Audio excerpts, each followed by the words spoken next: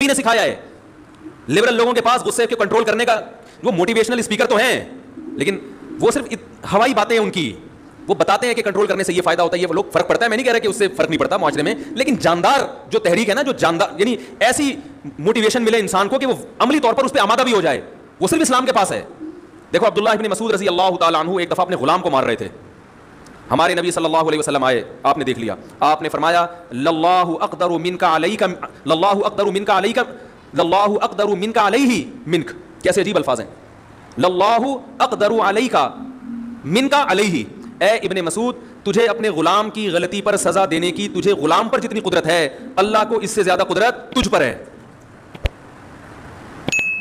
Liberal لوگوں کے پاس اس قسم کی کوئی فلسفہ ہے, موٹیویٹ کرنے کے لیے ایسے الفاظ ہیں, بہت مشکل ہے بھائی. کوئی موٹیویشنل اسپیکر ہوتا نا جو مذہبی نہ ہوتا, وہ جا کے کیا سمجھاتا, ایکچولی جب آپ نے غلام کو مارا ہے ایکچولی تو اس سے نیگیٹیوٹی کو فروغ ہو رہا ہے معاشرے میں, اس سے غلام کے دل میں آپ کی محبت کم ہو رہی ہے. ان فیوچر مستقبل میں جب آپ دیکھیں گے تو ممکن ہے یہ غلام آپ کو غلام بنا کے بیچ دے, اور یہ بھی پاسبل ہے کہ آپ کی اطاعت دل سے نہ کرے, یہ بھی پاسبل ہے کہ آپ کا امیج دنیا کے سامنے خراب کرے وغیرہ وغیرہ. ٹھیک ہے, ان سب باتوں سے انسان موٹیویٹ ہوتا ہے, لیکن نبی کے الفاظ کیسے نپے تلے, ایک لفظ نے ایسا موٹیویٹ کر دیا ابن مسعود کو.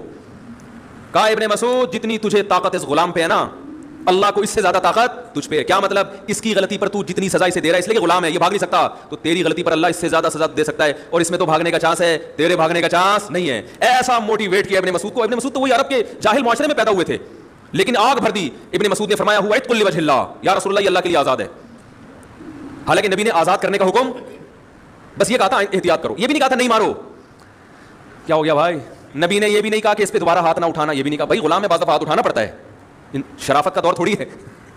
آج تو بالکل بھی نہیں ہے, اس زمانے میں بھی ماتحت لوگوں کو تو بڑے سخت جان ہوتے تھے نا, قابو کرنا پڑتا تھا. نہ تو نبی نے یہ کہا کہ اس کو مارو نہیں, نہ نبی نے یہ کہا کہ ہلکا مارو. بس ایک بات کرتی, ٹھیک ہے مار رہے ہو, یہ تمہارا مارنا جائز ہے یا ناجائز ہے میں اس بحث میں نہیں پڑتا, ممکن ہے کوئی وجہ ہو, بس اتنا سوچ لو کہ اس نے کوئی غلطی کی ہوگی جو تم مار رہے ہو, تو تم غلطی کرو گے تو سزا اللہ دے گا. تو ایسا موٹیویٹ ہوئے ہیں کہ احساس ہو گیا بھائی میں تو چاہتا ہوں کہ اللہ میری غلطیاں معاف بھی کرے اور احسان بھی کرے نا, تو میں صرف اس کو غلطی پہ جو میں نے سزا دی ہے یہ نہیں کہ آئندہ سزا نہیں دوں گا, غلامی کے توق سے ہی نکال دوں گا تاکہ یہ آپشن ہی ختم ہو جائے, آزاد ہو جائے میری طرح, پھر جو مرضی کرتا پھرے. غلام کروڑوں, اس زمانے میں سب سے قیمتی مال غلام ہوتا تھا. آج اگر کسی کے پاس پراڈو ہے نا یا طارق روڈ میں دکانیں ہیں, وہ اتنی قیمتی نہیں تھی کیونکہ انسان پورا کنٹرول میں ہے نا, اس آدمی کی عزت ہوتی تھی جس کے غلام ہوتے تھے.